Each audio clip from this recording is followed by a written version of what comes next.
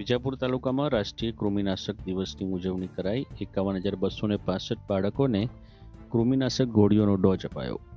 જિલ્લા આરોગ્ય શાખા મહેસાણાના મુખ્ય જિલ્લા આરોગ્ય અધિકારી ડોક્ટર પ્રવીણ પટેલ તેમજ RCHO ડોક્ટર વિજય પટેલના માર્ગદર્શન હેઠળ વિજાપુર તાલુકામાં રાષ્ટ્રીય કૃમિનાશક દિવસની ઉજવણી કરાઈ હતી।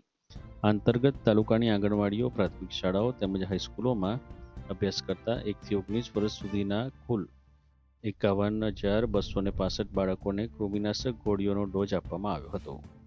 આ પ્રસંગે તાલુકા હેલ્થ ઓફિસર ડોક્ટર ચેતન પ્રજાપતિ અનુસા પ્રાથમિક શાળામાં ઉપસ્થિત રહ્યા હતા અને બાળકોને વ્યક્તિગત સ્વચ્છતા જાળવવા માટે જરૂરી સૂચનો આપ્યા હતા। તાલુકા હેલ્થ સુપરવાઇઝર મુકેશ ચૌહાણ ગોવિંદપુરા પ્રાથમિક શાળા, કન્યા શાળા વિજાપુર તેમજ ગોવિંદપુરા જૂથ પ્રાથમિક શાળાની મુલાકાત લઈ બાળકોને કૃમિથી બચવા માટે વ્યક્તિગત સ્વચ્છતા અંગે માર્ગદર્શન આપવામાં આવ્યું હતું।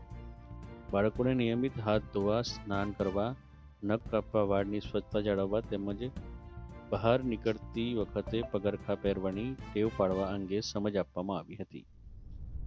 આરોગ્ય વિભાગ દ્વારા બાળકોને સમજાવવામાં આવ્યું હતું કે અસ્વચ્છતા અને પગરખાં ન પહેરવાથી કૃમિના ચેપનું જોખમ વધી શકે છે। કૃમિના ચેપથી પેટમાં દુખાવો, શરીર ફીક્કું પડવું સહિતની તકલીફો થઈ શકે છે, જેથી સ્વચ્છતા અંગે નાની સારી આદતોને કેળવવા જરૂરી છે। કૃમિનાશક દવા વિતરણના કાર્યક્રમમાં તમામ પ્રાથમિક શાળાઓ, હાઈસ્કૂલ તેમજ આંગણવાડીના સ્ટાફ દ્વારા સહકાર આપવામાં આવ્યો હતો। FHW, MPHW, ASHA બહેનો તથા CHO દ્વારા બાળકોને કૃમિનાશક ડોઝ આપવામાં આવ્યો હતો।